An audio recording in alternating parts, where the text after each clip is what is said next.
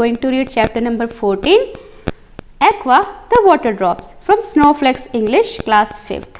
ये कहानी है एक छोटी सी बूंद की, बूंद जिसको कि एक छोटे बच्चे की तरह यहाँ पर बताया गया है और उसकी माँ बताया गया है विशाल समुद्र को। तो एक बार क्या होता है, उस छोटे बच्चे को यानी कि उस छोटी सी बूंद को ये जिद हो जाती है कि मैं इस समुद्र में रहकर थक गई हूँ और मुझे बाहर की दुनिया देखनी है, बाहर घूमना है कि क्या क्या बाहर होता है, और ये जो बादल हैं जो इतनी आज़ादी से घूमते हैं, मैं उनके ऊपर सैर करना चाहता हूँ, यात्रा करना चाहता हूँ बाहर की। तो अब ये जब ज़िद होती है और बादल पे वो पहुँच जाता है ना, तो क्या उस बूंद के साथ होता है, वो क्या क्या देखता है, इस स्टोरी में हम देखेंगे। तो चलिए पढ़ते हैं। It was a clear sunny day and out on the great white open sea there sparkled thousands and thousands of water drops। यहाँ पर बात हो रही है एक सनी डे की, मतलब कि दिन बिल्कुल साफ था, धूप निकली हुई थी पूरी तरीके से और एक बड़ा ही विशाल खुला समुद्र था और उस खुले समुद्र के अंदर थी सैकड़ों पानी की बूंदें। ठीक है। One of these was a merry little fellow who danced on the silver backs of the fishes, but no matter how high he sprang, he always came down again, falling plump into his mother's lap। तो यहाँ पर एक छोटी सी बूंद का जिक्र आया उन सैकड़ों बूंदों के अंदर से, जो कि बहुत ही मस्त मौला स्वभाव की थी, बहुत ही हंसमुख स्वभाव की थी, है ना। तो वो क्या कर रही थी, सिल्वर बैक्स यानी कि जो मछलियाँ थी ना पानी के अंदर, समुद्र के अंदर, उन मछलियों की पीठ पर कूद रही थी, उछल रही थी, है ना। जैसे बूंदें गिरती है वैसे ही काफ़ी उछल रही थी। ये मतलब कितनी ऊंचाई पर वो जा रही थी उससे कोई मैटर नहीं करता, बार बार वो नीचे आ जा रही थी, फिर उछल रही थी, बार बार फिर नीचे आ जा रही थी, है ना। Falling plump into his mother's lap, और उछल के फिर नीचे अपनी माँ की गोद में टपक जा रही थी। माँ किसको बताया गया है, समुद्र को बताया गया है। तो इसी तरह से वो खुश हो रही थी बूंद। स्प्रंग का मतलब होता है उछलना या कूदना, प्लम्प का मतलब होता है गिरना, लैप का मतलब होता है गोद, मैरी का मतलब होता है खुश। Okay. His mother was the beautiful ocean. अब उसकी जो मम्मी थी ना, वो एक सुंदर सी बताया गया है इसको, समुद्र को उसकी माँ बताया गया है। Was on that summer day was wearing a dark blue dress with white less, जिसने कि उस दिन पहनी हुई थी नीले रंग की ड्रेस और वाइट कलर की लेस उस पर लगी हुई थी। यहाँ पर नीले रंग का बताया गया है समुद्र को। जब समुद्र पर आसमान की परछाई पड़ती है तो उसकी वजह से जो पानी है वो नीला दिखाई देता है, तो उसी को यहाँ पर उसकी ड्रेस बताया गया है। और जो वाइट लेस बताया गया है वो समुद्र के अंदर जो झाग उठते हैं उनको बताया गया है, तो वो ड्रेस पहनी हुई थी यहाँ पर। Very soon the happy water drops got tired of jumping about. अब जो बूंद थी ना वो बहुत देर से उछल रही थी, उछलते उछलते वो क्या हुआ, थक गई, है ना। कूदते कूदते उछलते उछलते खेलते हुए he looked up at the clear sky above him and wished he could sail on one of the white floating clouds। अब उछलते उछलते जब वो थक गई ना, रुक गई, और रुकने के बाद उसकी नज़र ऊपर की तरफ गई साफ आकाश में, है ना। तो वहाँ पर उसने देखा बादलों को उड़ते हुए, सफ़ेद कलर के बादल वहाँ पर उड़ रहे थे। तो उसकी इच्छा हुई कि काश मैं भी उन बादलों के ऊपर तैर सकता, है ना। यहाँ पर फ्लोटिंग का मतलब होता है तैरना, क्लाउड्स मतलब बादल, आपको पता ही है। सेल का मतलब भी तैरना होता है।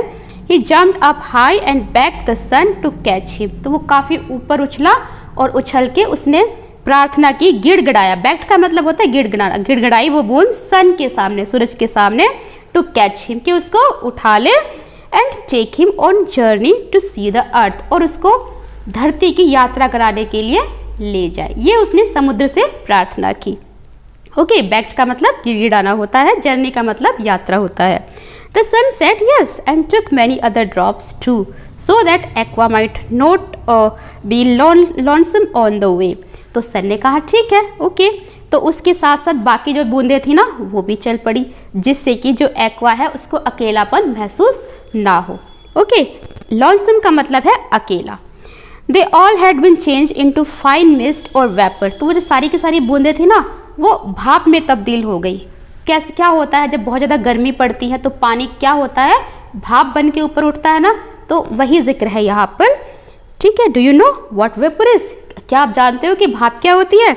If you breathe into the air, जब आप हवा में सांस लेते हो, when it is cold enough, और ठंड होती है बाहर, you will see it coming out of your mouth like steam, तो आप देखते हो कि आपके मुंह से कुछ धुआं जैसा, कुछ भाप जैसी निकलती हुई दिखाई देती है। आपने सर्दियों में देखा होगा ना, मुंह के अंदर से व्हाइट कलर का धुआं आपको निकलता हुआ दिखाई देता है, उसी को वेपर बोला जाता है।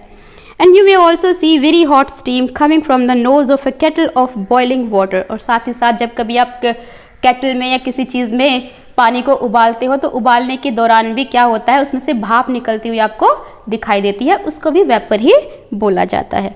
स्टीम का मतलब भाप होता है, वेपर का मतलब भी भाप होता है। Okay, when it is quite near to the earth, where we can eat it, we call it fog, और जब ये धुआं बिल्कुल वाइट कलर का धरती के पास होता है तो हम इसको फॉग कहते हैं। सर्दियों में होता है ना फॉग, कोहरा। The water drops had been changed into vapor in their own shape. They were too heavy for sunbeams to carry. और जो पानी की बूंदें होती है ना, वो भाप में तब्दील हो जाती है, भाप बन के ऊपर उठती है ना, और उससे क्या होता है, जो सनबीम्स है ना, सनबीम्स एक भाप के रूप में, धुएं के रूप में उसको ऊपर उठाती है, क्योंकि सॉरी गर्मी काफ़ी है तो पानी की जो बूंदें हैं वो ऊपर किस रूप में उठती है, भाप के रूप में, क्योंकि पानी भारी होता है, उसको तो जो सनबीम्स है, जो सूरज की किरणें हैं, वो उठा नहीं सकती है ना, तो हवा के रूप में, भाप के रूप में उसको उठाती है। Higher and higher they sailed so fast that they grew quite digi.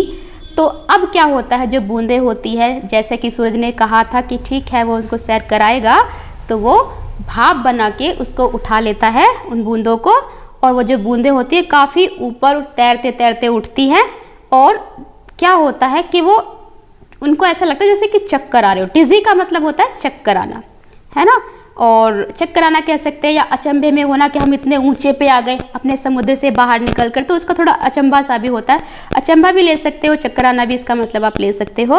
In an hour they had gone over 100 meals, और 1 घंटे के अंदर ही वो सैकड़ों मील ऊपर उड़ गए। It was so grand to be looking down on the world below and sailing faster than fish can swim और बर्ड्स कैन फ्लाई। तो बहुत ही विशाल, जब उन्होंने ऊपर से देखा तो विशाल संसार उनको नीचे दिखाई दिया, और वो इतनी तेज़ गति से तैर रहे थे हवा में कि जो मछलियाँ होती हैं वो भी इतनी तेज़ गति से नहीं तैरती, ना ही जो पक्षी होते हैं वो भी इतनी तेज़ गति से उड़ते हैं। तो ये बूंदों का जिक्र है यहाँ पर, जब वो भाप बन के ऊपर उड़ जाती है। But after a while it grew nearly time for the sun to go to bed, लेकिन जल्द ही वो समय आ गया जब सूरज के सोने का टाइम हो गया। सूरज के सोने का टाइम मतलब शाम का समय आ गया, जब सूरज छिप जाता है, छिपने का टाइम हो गया। ये became very red in the face, तो आपने देखा ही होगा कि शाम के टाइम पर जो सूरज है वो कैसा हो जाता है, रेड रेड हो जाता है। तो वही कुछ हुआ, and begin to sink lower and lower, और डूबना शुरू कर दिया, है ना, धीरे धीरे करके डूबना शुरू हो गया। until suddenly he went clear out of sight, और अचानक जो सूरज है वो आंखों से बिल्कुल ओझल हो गया, है ना। Poor little Aqua could not help being frightened, for every minute it grew darker and colder. अब बेचारी जो एक्वा थी, जो बूंद थी ना, वो डर गई, बहुत ज़्यादा डर गई, भयभीत हो गई, क्योंकि अंधेरा हो गया था काफ़ी और ठंड भी थी। At last he thought he would try to get back to the earth again. तो उसने सोचा कि मैं दोबारा से धरती पर चली जाऊँ। ऊपर उठ गई थी ना आकाश में, तो जब वो डर गई तो उसने सोचा कि मैं धरती पर दोबारा वापस आ जाऊँ, ठीक है। So he slipped away, and as he fell lower and lower he grew heavier until he was a little round bright drop again and came to rest on a rose bush. Okay, तो अब जब बूंद ऊपर उठी थी तो वो किस चीज़ में तब्दील हो गई थी, भाप के रूप में तब्दील हो गई थी। लेकिन जब उसने नीचे आना शुरू किया, तो जब नीचे आती है तो क्या होता है, बारिश होती ना, बारिश आपको बूंदों के रूप में नज़र आती है, तो कुछ वैसा ही हुआ, वो भारी होती चली गई और एक बूंद के रूप में तब्दील हो गई, ठीक है। और उसके बाद वो किसके ऊपर गिरी, चमकीली बूंद बन के रोज बश मतलब गुलाब की झाड़ी पर जाकर गिर गई। A lovely velvet bird opened it's leaves, तो एक बड़ी प्यारी सी कली खिली हुई थी गुलाब की, है ना। And he slipped in among the red cushions, तो वो फिसल के, यहाँ पर रेड कुशन्स बोला गया है गुलाब की पत्तियों को, उनके ऊपर आ गिरती है। Then the leaves opened and rolling over In his beds he called out, please dear son, take me with you again. तो जो पत्तियाँ होती है ना, पत्तियाँ खुल जाती है और जो बूंद है ना वो उसके अंदर समा जाती है। तो बूंद चिल्लाती है, बैक करती है, मतलब कि एक प्रार्थना करती है कि सूरज मुझे दोबारा से ऊपर ले जाओ, क्योंकि वो कली के अंदर आ गई थी, फंस गई थी। So the sunbeams caught him up a second time. तो इसलिए जो सूरज की किरणें थी ना, उन्होंने जब देखा कि बूंद जो है वो प्रार्थना कर रही है, तो उसने उसको फिर से उठा लिया, बूंद को एक भाप के रूप में second time. And they flu through the air till नून, और दोपहर तक फिर से जो बूंदें हैं वो हवा में तैरती रही भाप के रूप में। Then it began to became warmer and warmer and there was no red rose to hide him. और फिर वो धीरे धीरे करके बहुत गर्म होती गई, बहुत गर्म होती गई जो बूंद थी, और अब वहाँ पर कोई लाल रंग का रोज़ भी नहीं था जिसमें कि वो अपने आप को छुपा सके। Not even a blade of grass to shade his tired head. ना कि कोई घास भी नहीं थी वहाँ पर जिसपे कि वो अपने थके हुए सर को एक कह सकते हैं कि आराम दे सके। टायर्ड हेड मतलब थका हुआ। ओके, कहने का मतलब कि बूंद के लिए ना तो कोई रोज़ की पत्ती मिल रही थी जिस पर कि वो गिर सके, आराम कर सके, ना ही घास मिल रही थी जिसके ऊपर गिरकर वो अपनी थकावट को दूर कर सके। Just as he was going to cry out, please king sun let me go back to the dear mother ocean. और जो बूंद है ना वो फिर से डर जाती है और प्रार्थना करती है कि प्लीज़ सूरज मुझे फिर से अपनी मम्मी के पास यानी कि समुद्र के पास ले जाओ, है ना। तो आगे क्या होता है, the wind look pity on him. अब जो हवा थी ना, तो उसको दया आ जाती है उसके ऊपर। पिटी का मतलब होता है दया आना। And came with its cool breath and fanned him. तो हवा चलने लगती है और वो उसकी मतलब उसको ठंडक पहुंचाने के लिए, क्योंकि काफ़ी गर्म हो गई तो उसको गर्मी लग रही थी ना, तो उसको ठंडक पहुंचाने के लिए हवा चलनी शुरू हो जाती है, ऐसे जैसे कि उसकी एक पंखे से हवा करते हैं, इस तरीके से बताया गया है। With all his brother into a heavy grey cloud after which he blew them apart and told them to join hands and hurry away to the earth. और साथ साथ जो उसके साथ बूंदें उड़ी हुई थी ना, उनको एक्वा ड्रॉप का ब्रदर बताया गया है। वो सब भी साथ में उनके आ गई और हाथ जोड़ने लगी कि हमें फिर से धरती से दूर ले जाओ, अब हम थक गए हैं यात्रा करके धरती की, है ना। तो कहा क्या कि समुद्र माता के पास, समुद्र माँ के पास हमें दोबारा से ले जाओ। सारी की सारी जो बूंदें हैं ना वो हाथ जोड़ लेती है, थक जाती है। Helter skeletal down they went rolling over each other pell-mell till with a patter and clatter and spatter they touched the ground and all the people cried it rains। और उसके बाद क्या होता है, हेल्टर स्केल्टर का मतलब होता है जल्दबाजी में, हड़बड़ी में। तो उड़ पड़ती हैं वो जो बूंदें होती हैं, ठीक है, लुढ़कते हुए किसी तरीके से हड़बड़ी में, है ना। तो क्लैटर क्लैटर का मतलब होता है यहाँ पे खटखटाना, स्पैटर का मतलब होता है बिखरना, ठीक है। और उन्होंने धीरे धीरे क्या किया, धरती को टच करना शुरू कर दिया। तो क्या होता है यहाँ पर, एक तरीके से बारिश को बताया गया। जब बहुत ज़्यादा गर्मी होती है तो समुद्र का पानी क्या होता है, भाप बन के ऊपर उठता है और फिर दोबारा नीचे धरती पर गिरता है। तो उसी प्रोसेस को यहाँ पर इस स्टोरी के थ्रू बताया गया है कि क्या होता है, वो जो बूंदें होती हैं वो गर्म होकर पहले ऊपर उठती है, फिर ठंडी होकर धरती पर दोबारा बूंदे के रूप में बरस जाती है।